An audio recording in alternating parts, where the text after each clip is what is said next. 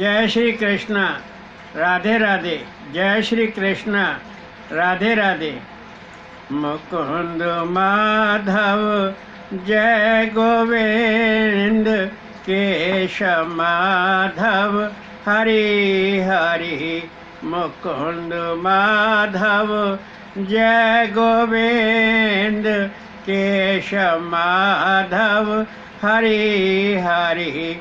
मुकुंद माधव जय गोविंद, केशव माधव हरि हरि।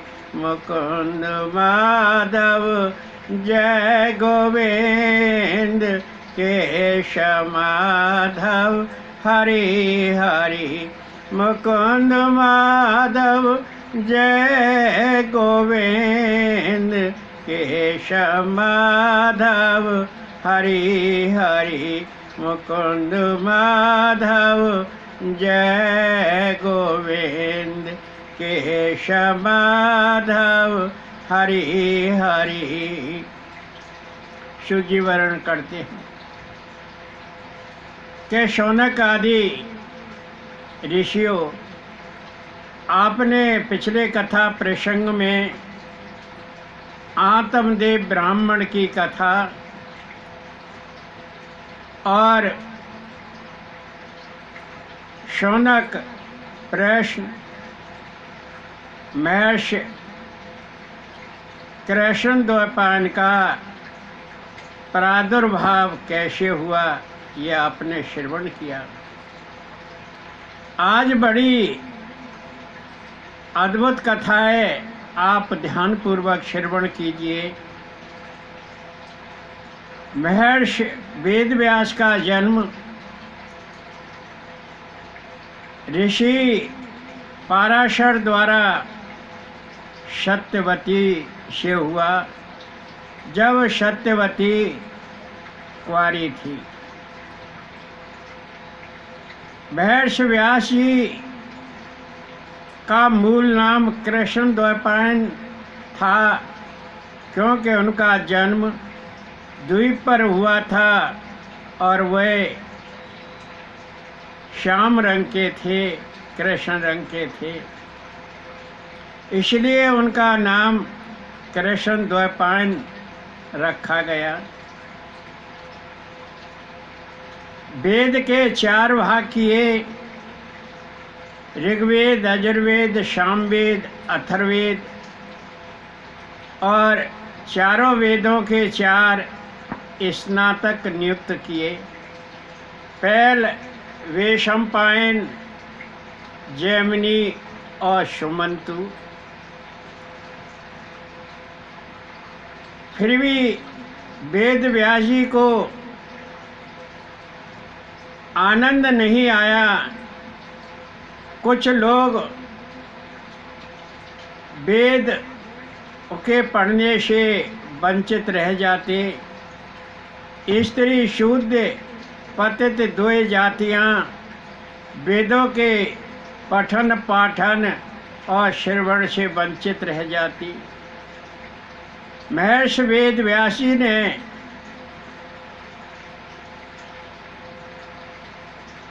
एक और पुराण लिखा, जिसका नाम था महाभारत, कि यह सभी वर्ग के लोगों के लिए पठन पाठन और श्रवण के योग्य रहेगा। और यह महाभारत 5वां वेद कहलाता है।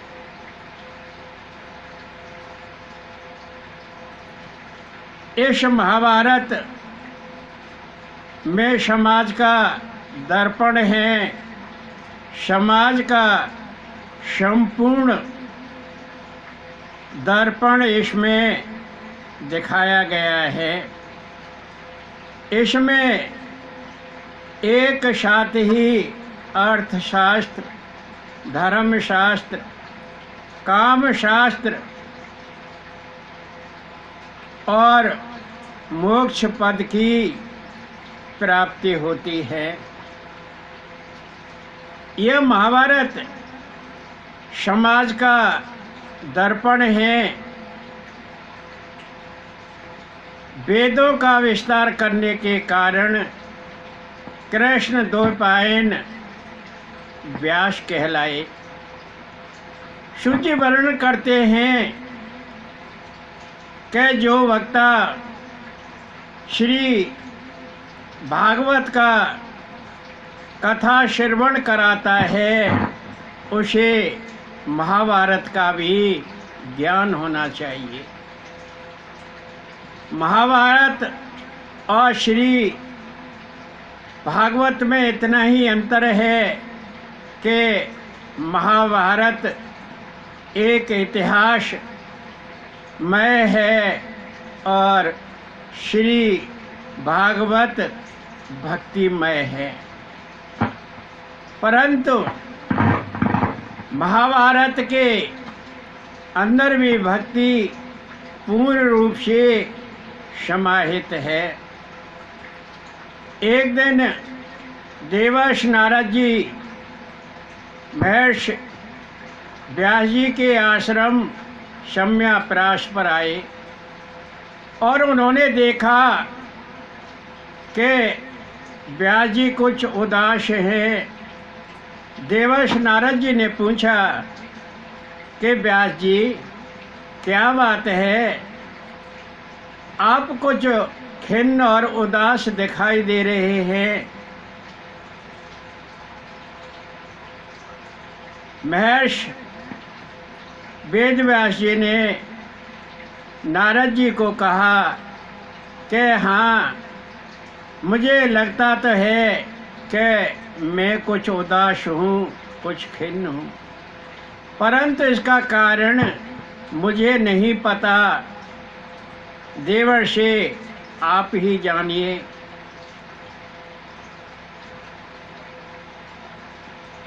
देवर्षि नारद जी ने कहा कि व्यास जी, आपने 4 वेद, 6 उपनिषद और 17 पुराण लिख दिए और जो लोग वेदों के पठन पाठन और श्रवण से वंचित रह जाते थे उनके लिए महाभारत जैसा एक 5वां वेद समाज के दर्पण हेतु भी रच दिया।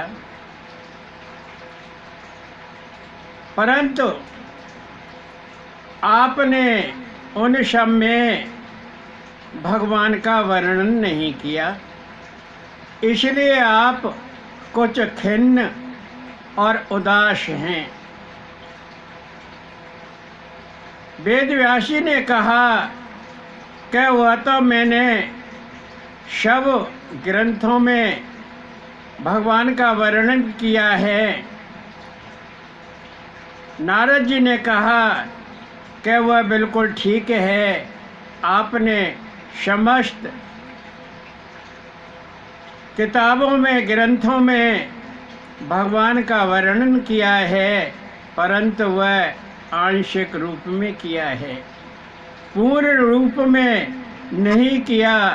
वो तो ऐसे किया है जैसे गीत तो दूल्हा के गाए जाते हैं और नाम उसमें चाचा, ताऊ, फूफा, मामा आदि सबके लिए जाते हैं।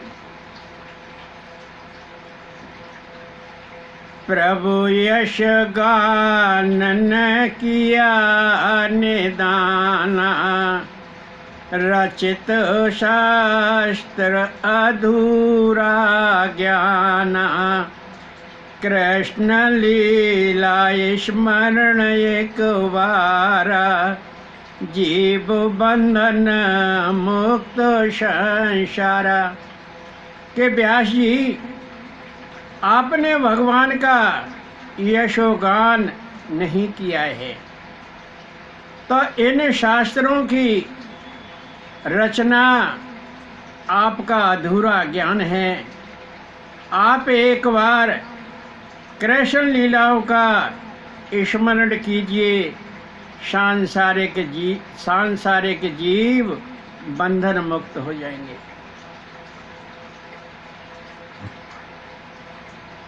भक्ति, ज्ञान, वैराग्य, वेद, तप, यज्ञ आदि सब थिरक उठेंगे। एक बार भगवान की लीलाओं का स्मरण तो कीजिए। नारद जी ने कहा कि मैं पिछले कल्प में ब्रह्मा के कंठ से उत्पन्न हुआ था और प्रजापति ब्रह्मा जी ने मुझसे सृष्टि अभिवृद्धि करने के लिए कहा और मैंने मना कर दिया। ब्रह्मा जी बड़े नाराज हुए कि यह कैसा बालक है कि पिता की आज्ञा नहीं मानता।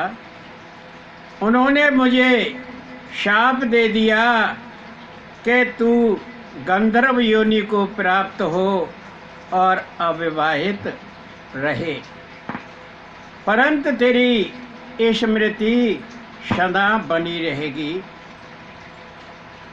सो व्यास जी, मैं गंधर्व बना और मेरा नाम उपवर्ण था। रूप पर मुझे बड़ा घमंड था, मैं बड़ा रूप सलोना था। एक बार ब्रह्मलोक में संकीर्तन हो रहा, अप्सराएं उसमें नृत्य कर रही। जब मैंने सुना तो मैं भी श्रृंगार युक्त होकर और उस ब्रह्मलोक में चला गया और संकीर्तन में जो अप्सरा नृत्य कर रही थी उनको मोहित करने लगा।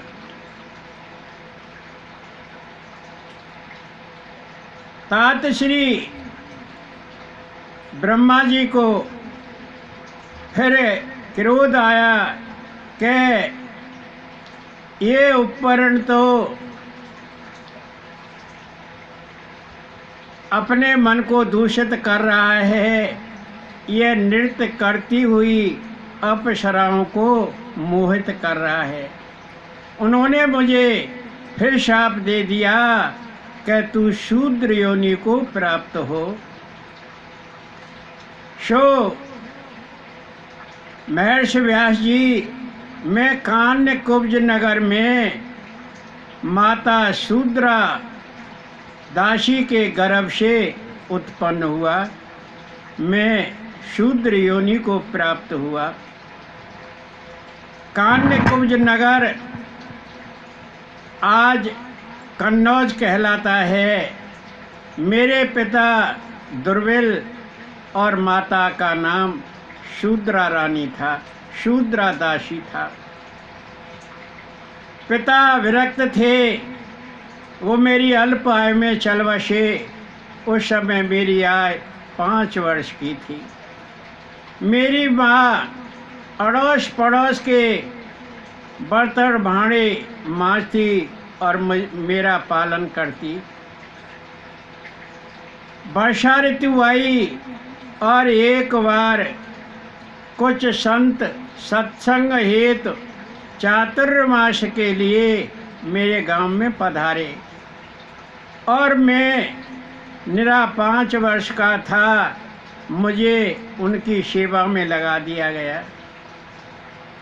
मैं उनके झूठे बर्तन मांजता और बर्तनों में लगी हुई उच्छिष्ट खाया करता, अपना पेट भरता। उच्छिष्ट कहते हैं शीत प्रसाद, जो उसमें झूठन लगी होती थी उसे खाया करता था और सत्संग का आनंद लेता था। उन संतों के मुख से कथा का श्रवण करता उनका कीर्तन सुनता और मेरा मन धीरे धीरे भगवान में लगने लगा। मैंने मन में सोचा कि यह सब माया का सत असत रूप है, सत्य तो केवल और केवल परम ब्रह्म ही हैं, श्री वासुदेव ही हैं। जाते समय उन संतों ने मुझे आशीर्वाद दिया कि बेटा तू भगवान का यशोगान कर, भगवान का भजन ध्यान किया कर। और हाँ, जाते समय उन संतों ने मुझे एक मंत्र दिया, ओम नमो भगवते वासुदेवाय, ओम नमो भगवते वासुदेवाय।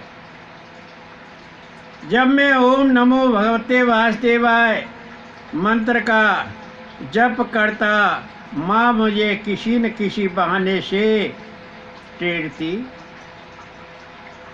और मैं माँ के पास पहुँच जाता। मेरे मंत्र में विघ्न पड़ता। तेरे ताप औषध कृष्ण लीला, परम भक्ति युक्त ज्ञानशीला। वेद व्यास जी, भगवान कृष्ण की लीलाएं तीनों तापों की रसायन है, औषधि है। तेरे ताप कौन से हैं? तीनों ताप कौन से हैं? आपको महात्म्य में बता चुके हैं कि तीन ताप होते हैं, आध्यात्मिक, आदि भौतिक और आदि दैविक। उन तीनों तापों का निवारण भगवान कृष्ण की लीलाएं करती हैं। और यही नहीं, परम भक्ति युक्त हैं और भगवान की लीलाएं संज्ञान युक्त हैं। व्यास जी त्यार शुच ज्ञाना, करो प्रेम रस लीला गाना। पूर्ण हो भक्तन जिज्ञासा, विनाश दुख तनवर उल्लासा। हे व्यास जी, आपका पवित्र ज्ञान है, आप भगवान के चरण कमलों में प्रेम रस की लीलाओं का गुणगान कीजिए और इस संसार सागर में भक्तों की जिज्ञासा पूर्ण हो जाएगी और उनके दुख संतापों का विनाश हो जाएगा, उनका मन उल्लास से भर जाएगा। ये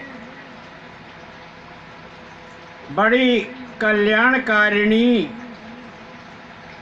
कथा है। आप प्रेम रस की लीलाओं का गुणगान कीजिए।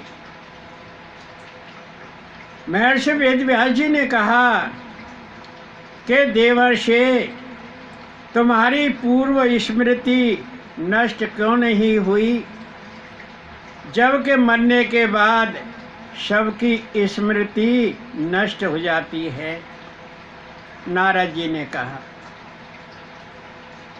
कि व्यास, माँ ही मेरा एकमात्र सहारा थी और वह दासी थी।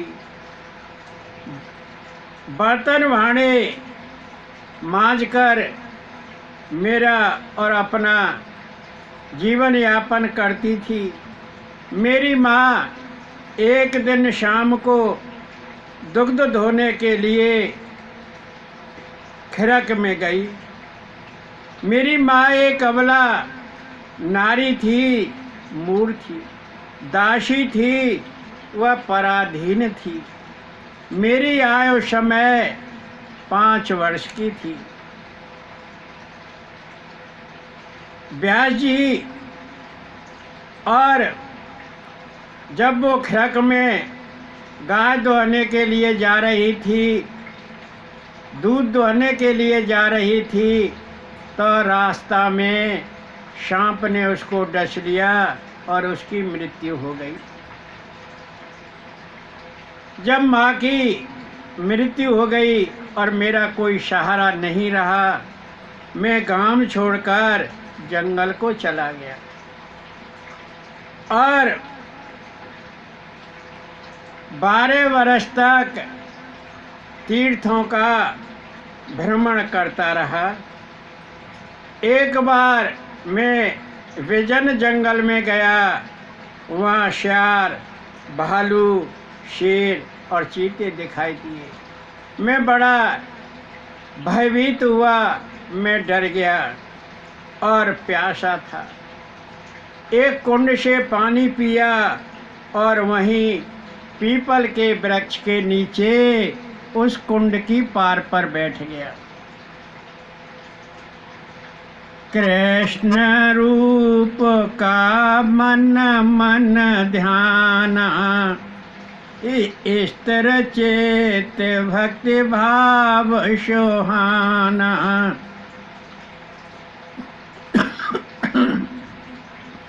भक्ति प्राप्त उत्कट जिज्ञासा, नेत्र झलक हृदय प्रभु निवासा। वेद व्यास जी और मैं उस कुंड की पार पर बैठकर, पीपल के वृक्ष के नीचे बैठकर भगवान श्री कृष्ण के रूप का ध्यान करने लगा। मैंने स्थिर चित्त और भक्ति भाव से भगवान का स्मरण करने लगा। मेरी उत्कट जिज्ञासा थी कि मुझे भगवत प्राप्ति हो। मेरे नेत्रों में आंसू झलक आए और भगवान श्री वासुदेव मेरे हृदय में विराजमान हो गए। देह का भी मुझे आभास नहीं रहा और मैं भगवान के ध्यान में रत हो गया। भगवान श्री वासुदेव मेरे हृदय में विराजमान हुए और तुरंत अंतर्धान हो गए। विजन जंगल था। मैंने आतुर सा होकर भगवान को देखा, भगवान नहीं दिखाई दिए। 5 प्रकार की बुद्धि वाला जीव ही भगवान के दर्शन कर पाता है।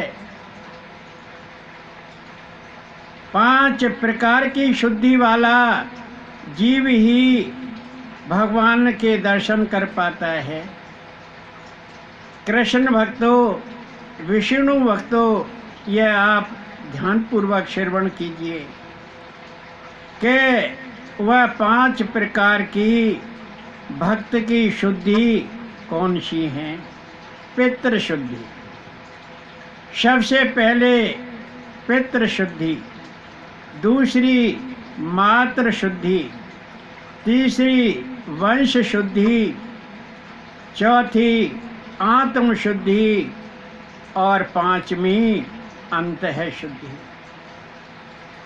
जिसके पितृगण शुद्ध हैं, जिसकी जननी माता शुद्ध है, जिसका वंश शुद्ध है, जिसकी आत्मा शुद्ध है और जिसका अंतःकरण शुद्ध है, जिस जीव की, जिस मनुष्य की, जिस भक्त की ये 5 चीज़ें शुद्ध होती है, वही मनुष्य भगवान के दर्शन कर पाता है।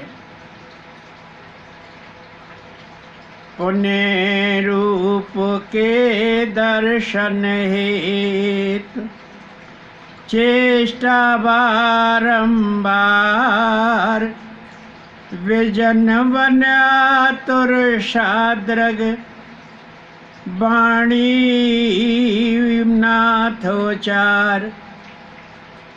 और मैंने दोबारा भगवान के दर्शन की चेष्टा की। विजन जंगल था, आतुर सा में इधर उधर देखने लगा। मेरी वाणी हे नाथ करके उच्चारने लगी, लेकिन मुझे भगवान के दर्शन नहीं हुए। महर्षि व्यास जी, आकाशवाणी हुई और आकाशवाणी ने कहा कि तुम्हें इस जीवन में नहीं दिखूंगा। अर्थ हुआ कि तुम इस जीवन में मेरे दर्शन नहीं कर सकते। मैंने तो केवल तुम्हारी हृदय इच्छा जागृत की थी। मम पार्षद बनो तजे शरीरा, दृढ़ निश्चय न टूट मन धीरा। सृष्टि का प्रलय हो जब सारा, मम स्मृति रहे तिहार उद्गारा। तो आकाशवाणी ने कहा कि पहले तुम इस शरीर को तजो, फिर मेरे पार्षद बनना और आप दृढ़ निश्चय पूर्वक रहना, अपना धैर्य मत छोड़ना। सृष्टि का प्रलय होगा तब भी तुम्हारे उद्गार में, तुम्हारे अंतःकरण में, तुम्हारे हृदय में मेरी स्मृति बनी रहेगी। महर्षि व्यास जी, आकाशवाणी ने मुझे इस प्रकार आश्वासन दिया। मैं पुनः भगवान श्री वासुदेव के ध्यान में रत हो गया और भगवान की लीलाओं का गुणगान करता रहता। मृत्यु आई और मुझे ले गई। भगवान श्री वासुदेव एक कारण जल में शयन कर रहे थे। ब्रह्मा जी श्री भगवान में प्रवेश कर रहे थे। मैं भी ब्रह्मा जी के साथ भगवान में प्रविष्ट हो गया। सो महर्षि व्यास जी 1000 चतुर्युग बीत गए। जब 1000 चतुर्युग बीत गए तब ब्रह्मा जी प्रकट हुए और ब्रह्मा जी के पुत्र मरीच के साथ मैं भी प्रकट हुआ। शुद्ध जी वर्णन करते हैं कि शौनक आदि ऋषियों विचारित लोक बैरोक टोका, भगवत भजन सब्रह्म लोका। सर्ववृतांत व्यास सुनाया, तुष्टि मैं एक उपाय बताया। सूची वर्णन करते हैं कि शौनक आदि ऋषियों, इसलिए मैं त्रिलोक में विचरण करता रहता हूँ और भगवान का नाम रटता रहता हूँ। स्वर ब्रह्म को अपनी वाणी से गाता रहता हूँ। ये सब वृत्तांत देवश नारद जी ने व्यास जी को श्रवण कराया, सुनाया। और कहा कि व्यास जी स्वर ब्रह्म 7 हैं, षडज ऋषज गांधार मध्यम पंचम धेवत और निषाद, इनको ब्रह्म स्वर कहते हैं। नारद जी ने व्यास जी को श्री भागवत का प्रवचन दिया और तुष्टिमय एक उपाय बता दिया।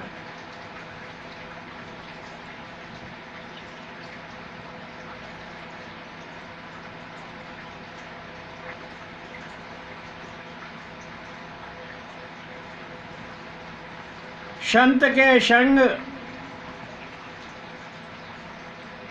रहने से वह मोक्ष को प्राप्त होता है और असंत के संत रहने से वह नरक को प्राप्त होता है। तो इसलिए जीव को सत्संग संतों का ही करना चाहिए। संतों के सत्संग के बिना ज्ञान प्राप्त नहीं होता है। इस प्रकार देवर्षि नारद जी ने महर्षि व्यास जी को श्री भागवत कथा प्रवचन दिया और उनको तुष्टिमय एक उपाय बताया। शुद्ध जी वर्णन करते हैं कि शौनक आदि ऋषियों